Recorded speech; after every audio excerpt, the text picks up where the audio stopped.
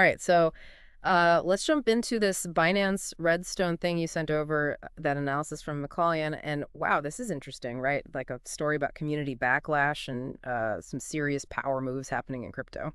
Yeah, yeah, definitely. It shows how things are changing, right? Even the biggest players like Binance having to adapt to what the community wants in a whole new way. For sure, for sure. Okay, so like to set this up, we've got Binance, huge crypto exchange. They were going to list Redstone, this project that wants to bring real world data onto the blockchain. It sounded pretty good, right? But then things went kind of sideways. What happened? Okay, so Redstone, they made a pretty big change to how they were going to give out their tokens. Initially they had promised this like 9.5% airdrop of their total supply to the community. Right, right. And just as a reminder for anyone listening who maybe needs to brush up, airdrops are basically free tokens right away to get people involved and spread the word. Exactly, yeah. And then Redstone, they just kind of out of the blue reduced that airdrop down to 5%, and that's when things got messy. Yeah. I mean, I can see why people would be upset. That's a big difference. Did Redstone say anything about why they made the change so suddenly? Yeah, that's part of the issue, actually. Yeah. The whole thing was pretty hush-hush. The community felt like they weren't being kept in the loop, and there were some worries about like who ended up getting those tokens, you know? So it wasn't even just about like the missing tokens themselves. It was like feeling like Redstone wasn't being straight with them and that they weren't putting the community first. Exactly. That's it. This whole thing really shows how important it is to be transparent and fair. When you're giving out tokens, you got to build that trust if you want people to invest long term. Totally. Okay, so that's when Binance steps in, right? They decide to halt the listing of Redstone. Was that to protect investors or was there something else going on? Hmm. It's kind of interesting because this move, it makes Binance look a little like a regulator, right? They're using their influence to enforce what they think is acceptable. It sets a precedent that goes way beyond just Redstone. It's like a message to the whole crypto world. You Yeah. know what I mean? Yeah, like they're saying, hey, we're the adults in the room. Exactly. And they're trying to make the market more stable and hold everyone accountable. Yeah, yeah, and it could totally change how tokens are given out in the future. Like, Yeah. we might start seeing more standardized agreements, maybe even legal stuff Yeah. to prevent this from happening again. Wow, that would be a big shift. Okay, so Binance puts the brakes on the listing. The community is fuming. What happens to Redstone and all this? I mean, their token price must have tanked. Oh yeah, big time. Like the very day they were supposed to be listed on Binance, Redstone's token drops almost 5%, while the rest of the market is booming. Yeah. Is a total contrast. Everyone could see how much the market disapproved. Ouch. Yeah. So what can Redstone do to recover from this? What are their options? Well, there are a few things they could try. First off, they could try to make things right with the community, like give back some of those airdrop tokens, or at least explain why they changed the distribution, want to be transparent about it. Basically, they need to win back that trust and show that they're serious about it, not just talk about it. 100%. And Binance has said that they're still open to talking. So Redstone has a chance to redeem themselves. The question is, are they going to do what it takes to fix their reputation? This whole thing is so complex, right? Binance taking on this enforcer role, the community backlash actually having financial consequences, and Redstone facing this like make or break moment. It's wild to me how this one event is making everyone talk about the responsibilities of projects and exchanges, you know? Yeah, it really is fascinating how this one event is pushing everyone to think about these bigger issues. It's a big deal. It does feel like a real shift, like maybe things are changing in crypto, like moving away from that whole move fast and break things mentality. Yeah, I think so too. Like the Wild West days might be coming to an end. And what I find interesting is that Binance isn't just shutting Redstone down. They're actually trying to work with them to find a solution that works for everyone. So it's not just about like flexing their muscles, it's about using their power to try and make the industry better. Right, exactly. And that's what makes this whole gatekeeper thing really interesting. It's not just about keeping the bad actors out. It's about encouraging good behavior and raising the standards for everyone. So they're kind of like the strict but fair teacher who wants to see their students succeed. I like that analogy. Oh, great. Yeah.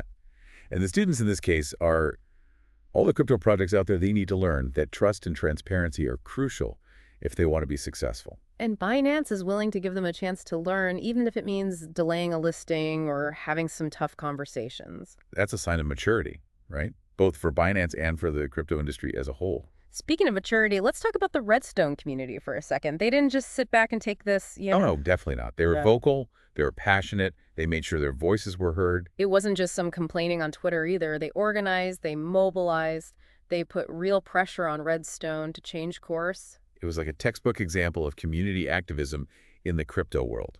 And it worked. RedStone is now scrambling to fix things, and it's largely thanks to the pressure from their own community. This is a huge win for the idea of decentralized governance. It shows that communities have real power and that projects can't just ignore them. It's a reminder that in crypto, the power ultimately belongs to the people. And that's what's so exciting about it. It means that the future of crypto isn't set in stone. It's something that we're all building together. This whole Binance RedStone thing has been a wild ride. But even with all the drama and uncertainty, there's a sense of optimism too, right? I agree. It's a sign that the crypto ecosystem is growing up, learning from its mistakes, and becoming more resilient. So what do you think will be the lasting impact of all this? What should we be looking out for in the future? I think we'll see a few key trends emerge from this. Spill the tea. What are your predictions? First, I think we're going to see more formal agreements around token distribution. Projects will need to be much more careful about the promises they make, and we might even see some legal frameworks put in place to enforce those promises. So less room for shady stuff, basically. Exactly. Second, I think we're going to see a surge in community activism. The RedStone community showed what can happen when people come together and demand change. Power to the people, right?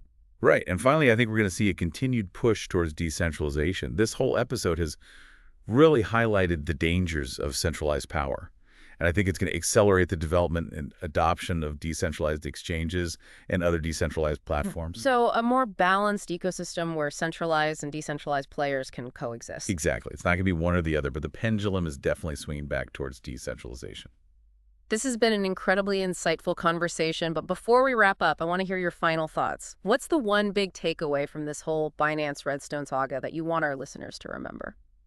I think the biggest takeaway is that crypto is evolving. It's messy, it's unpredictable, and it's constantly changing, but that's also what makes it so exciting. We're witnessing the birth of a new financial system, and we're all playing a part in shaping its future. That's a beautiful way to put it. So, to our listeners out there, buckle up. The ride is just getting started. And remember, stay informed, stay engaged, and stay curious. The world of crypto is full of surprises. This has been The Deep Dive. Thanks for joining us. It's interesting, we've been talking about this whole Binance RedStone situation, and it seems like there are some even bigger things going on here, right? It's not just about one listing being suspended. It's about this tension between centralized exchanges and the whole idea of decentralization that crypto is supposed to be about. Yeah, definitely. It's kind of ironic, right? Crypto starts out wanting to move away from big institutions having all the power, and then we end up with these huge centralized exchanges that basically control everything. Right. So is that a bad thing? I mean, it seems like you need some kind of structure, right? Some way to keep things stable in the market. It's tricky centralized exchanges. They do have some good things about them, especially for people who are new to crypto. They provide liquidity, security features, and generally just make things easier to use, but like we saw with RedStone, that power can be a problem, Okay, so then where do we go from here? How do we make sure that crypto stays true to its original vision while still taking advantage of what exchanges can offer? That's the million-dollar question, isn't it? And the interesting thing is that this whole RedStone mess might actually be what pushes things in the right direction. Oh, really? How so? Well, it's made it really clear that relying only on centralized platforms can be risky. They're not perfect. They can be influenced by things outside of their control. It's a good reminder that we need to be thinking about other options.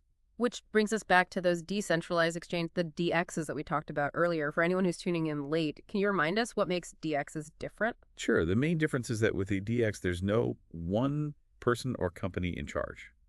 Trades happen directly between users through these things called smart contracts. So it's peer-to-peer, no middleman. So that means they're harder to censor, right? No one can just decide to delist a token or prevent people from trading it just because they want to. Exactly. And they're also harder to hack because there's no single point of failure that can bring the whole system down. More secure, less vulnerable to outside influence. Sounds great. Are there any downsides, though? I mean, it can't all be good news. Of course not. DXs are still pretty new. They can be a bit harder to use, especially for beginners. And sometimes it's hard to find someone to trade with at the price you want. Liquidity can be an issue. So there are trade-offs with anything, but it sounds like DXs have the potential to really change the game. For sure. And there's so much innovation happening in this space. Developers are constantly working on ways to make DXs easier to use, more attractive to traders, and just a better overall alternative to centralized exchanges. So this whole Binance RedStone thing, it's almost like a wake-up call, right? It's making everyone rethink the role of centralized power. in the crypto world. Yeah, exactly. And it's not just about the technology itself, it's about the values. Uh-huh. What kind of financial system do we want to build? One that looks just like the old system, or one that's truly open and accessible to everyone? That's a really powerful thought to leave our listeners with. This has been a really insightful conversation. But before we go, any final words of wisdom? I think the most important thing to remember is that crypto is constantly evolving. It's unpredictable. It can be chaotic, but that's what makes it so exciting. We're all part of building something new, and it's a responsibility we shouldn't take lightly. Well said to all our listeners out there. Thanks for joining us on this deep dive. Stay informed, stay engaged, and most importantly, stay curious. The future of crypto is being written right now, and we're all part of the story.